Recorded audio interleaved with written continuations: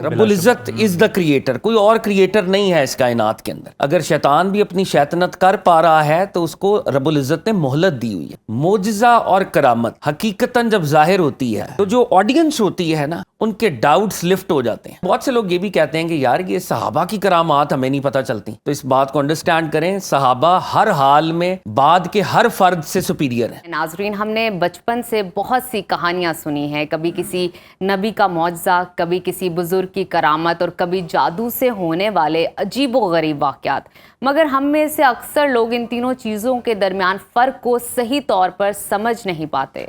اسی علمی، فکری اور دینی الجھن کو سلجھانے کے لیے آج ہمارے ساتھ موجود ہیں معروف ریسرچ اسکالر سید فہد علی قاسمی، جو قرآن و حدیث اور اسلامی فلسفے کی روشنی میں ان موضوعات پر روشنی ڈالیں گے۔ فہد، آپ کو ویلکم کہتے ہیں۔ سب سے پہلے تو آپ سے جاننا چاہیں گے کہ معجزہ، کرامت، استدراج، اسلامی تعریفات ان کی کیا ہیں اور ان تینوں میں کیا فرق ہے؟ بسم اللہ الرحمن الرحیم، تھینکس الاٹ۔ بہت ہی امپورٹنٹ ٹاپک ہے، اور اس لیے بھی امپورٹنٹ ٹاپک ہے کہ ہم جس فریم ورک میں آج کل رہتے ہیں، ہم مٹیریلزم کو، مادی وجود کو صرف پروموٹ کر رہے ہیں۔ دین کے اندر ایک بہت بڑا حصہ ان سین ریلم کا ہے، غیبیات کا، اور غیبیات کو ڈیل کرنا اور ان کے ساتھ کیسے ہم نے رسپونڈ کرنا ہے بہت امپورٹنٹ ہے۔ اب معجزات کے اوپر پہلے تو بات کریں، اور کرامات اور استدراج۔ جی، ایک بات تو اصول کی ذہن میں ہمیں سب کے ذہن نشین ہونی چاہیے، اس کائنات میں جو کچھ ہو رہا ہے رب العزت کی وجہ اور قدرت سے ہو رہا ہے۔ بے شک، یہ ہمارا عقیدہ ہے، ہر خیر اور شر رب العزت کی طرف سے۔ رب العزت از دا کریٹر، کوئی اور کریٹر نہیں ہے اس کائنات کے اندر۔ یہ ہمارے بنیادی عقائد میں سے ہے۔ اگر شیطان بھی اپنی شیطنت کر پا رہا ہے تو اس کو رب العزت نے مہلت دی ہوئی ہے۔ بالکل۔ تو اللہ رب العزت کے بغیر اس کائنات میں ایک پتا ادھر سے ادھر نہیں ہو سکتا۔ یہ سب سے پہلے ہم ریزالو کریں۔ نمبر 2، اس دنیا کو رب العزت نے سرٹن لاز کے تحت اس کے نظام کو رب العزت چلا رہا ہے۔ وہ ایک عادت ہے، ایک روٹین ہے، سنت الہی ہے، اس کے مطابق یہ معاملہ چل رہا ہے۔ مگر رب العزت اپنی حکمت، اپنی منشا کے تحت اپنے لاز کو سسپینڈ بھی کر سکتے ہیں۔ رب العزت کو کوئی نہیں پوچھ سکتا، نعوذ باللہ۔ رب العزت قادر مطلق ہے، اور وہ کسی انسان کے ہاتھ پر اپنے لاز کو ٹیمپریرلی سسپینڈ کر سکتے ہیں، اور اس کو ہم کہتے ہیں خرق عادت۔ یعنی جو روٹین میں پہلے معاملہ ہو رہا تھا، وہ روٹین اللہ تعالیٰ وقتی طور پہ سسپینڈ کر دیں۔ اگر وہ روٹین سسپینڈ کروائیں رب العزت کسی نبی کے ہاتھ سے علیہم السلام اجمعین، تو وہ ہے معجزہ۔ اور اگر کسی نان نبی کے ہاتھ سے وہ معاملہ کروائیں تو وہ ہے کرامت۔ اور اگر کوئی شیطانی قوت، نیگیٹو قوت خرق عادت کرے تو وہ ہے استدراج۔ اب جب نبی، کوئی بھی نبی ہو، وہ جب معجزہ دکھاتا ہے تو ساتھ اس کے نبوت کا کلیم ہوگا، دعوی نبوت۔ صحیح۔ معجزہ دعوی نبوت کے بغیر نہیں ہے۔ حضرت موسیٰ علیہ السلام جب اپنا عصا پھینک رہے تھے، انہوں نے عصا پھینکا، وہ ان کا دعوی نبوت ساتھ جڑا ہوا ہے، ساتھ اس کے معجزہ ہے۔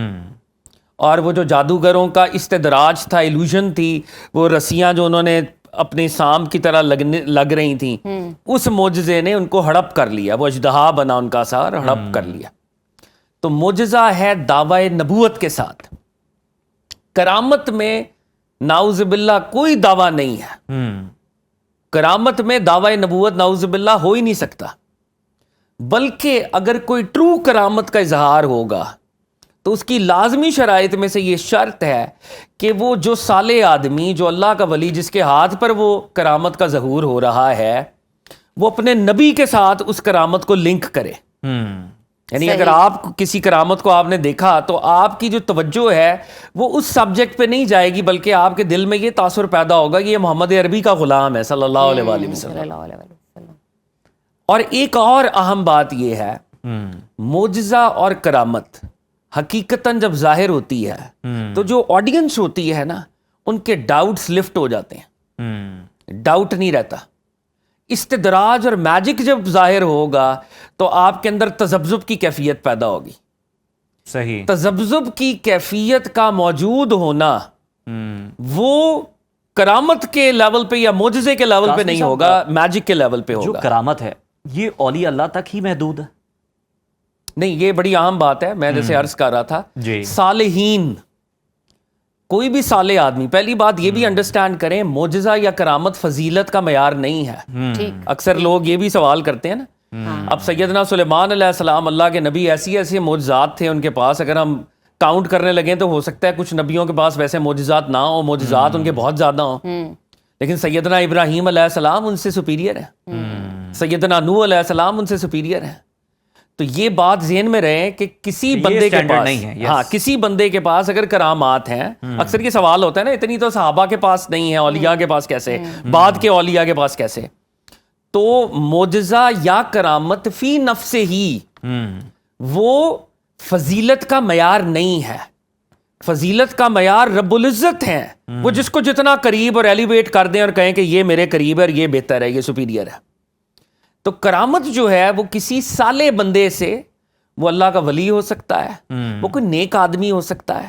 اور اس میں جو عام طور پہ جو میکانزم ہے نا, وہ ہے کہ دعاؤں کی قبولیت, خاص طور پہ جی کوئی صاحب دعا ہونا, مستجاب الدعا ہونا, دعوات شخصیت ہونا, اور ایسی دعا کی قبولیت ہو جانا جو کہ عام طور پہ روٹین کے معاملے کو چینج کر دے. روٹین کچھ اور تھی مگر دعا نے اس روٹین کو چینج کر دیا. اچھا, بہت سے لوگ یہ بھی کہتے ہیں کہ یار یہ صحابہ کی کرامات ہمیں نہیں پتہ چلتی, آپ بعد کے اولیاء اللہ کی, تو صحابہ کی کرامات کدھر گئیں؟ تو اس بات کو انڈرسٹینڈ کریں, صحابہ ہر حال میں بعد کے ہر فرد سے سپیریئر ہیں. جس نے ایک شخص ایک لمحے بھی سرکار دو عالم کو دیکھا وہ سپیریئر ہے.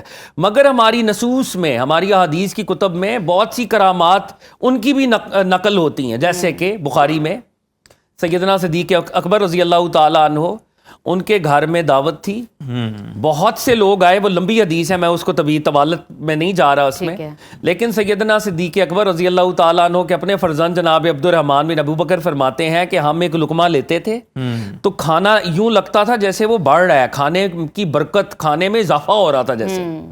اور وہ کھانا اگر چند لوگوں کے لیے تھا تو بہت سو نے کھایا.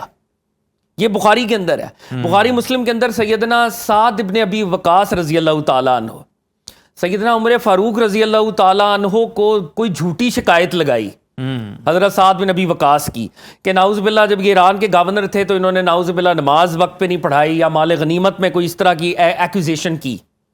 حضرت سعد بن ابی وقاص پر جس نے ایکوزیشن کی, آپ نے دعائے ضرر فرما دی.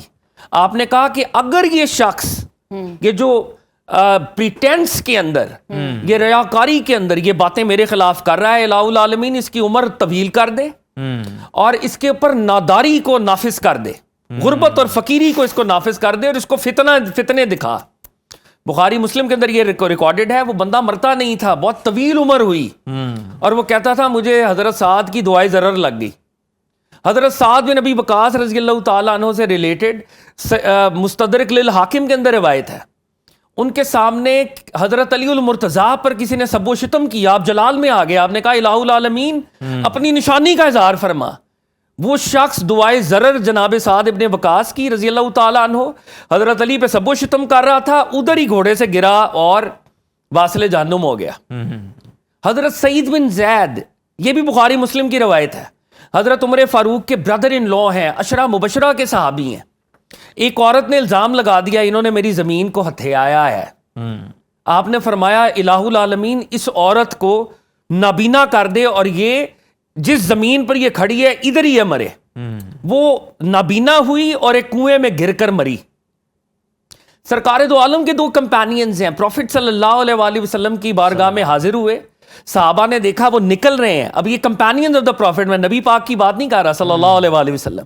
لوگوں نے دیکھا ایک چراغ جیسے آگے چل رہا ہے, بخاری مسلم کی روایت ہے, ایک چراغ ان کے آگے چل رہے ہیں, اندھیری رات ہے, اور جیسے ہی ہوتا ہے نا آپ اکٹھے چل رہے ہیں تو ایک لائٹ ہے, اب وہ اپنے اپنے راستوں کی طرف, کوئی لیفٹ چلا گیا کوئی رائٹ چلا گیا, تو دو چراغ سامنے آ گئے.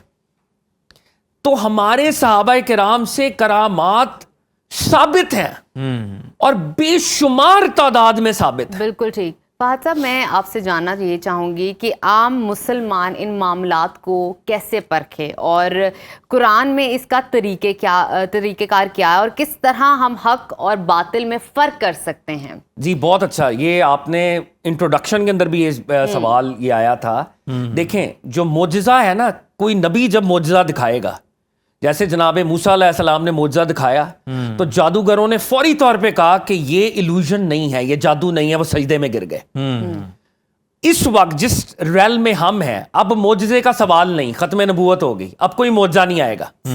अब अगर कोई झूठा नबी आएगा तो हम उससे मोजिज़ा भी तलब नहीं करेंगे। झूठे नबी से मोजिज़ा तलब करना भी कुफर है, तो मोजिज़े का दरवाज़ा बंद हो गया। अब रहेगी करामत।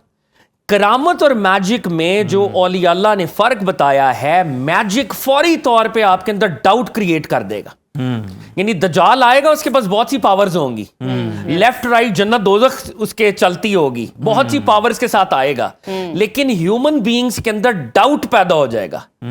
डाउट की मौजूदगी मैजिक का इशारा, इस्तदराज का इशारा दे रही है। जो ट्रू करामत होगी, अगर वाकई यहाँ पे अली अजवेरी होते और कोई ट्रू करामत होती, तो आपके दिल में एक डाउट लिफ्ट हो जाता और आपकी तवज्जो फौरी तौर पे सरकार दो आलम की तरफ जाती।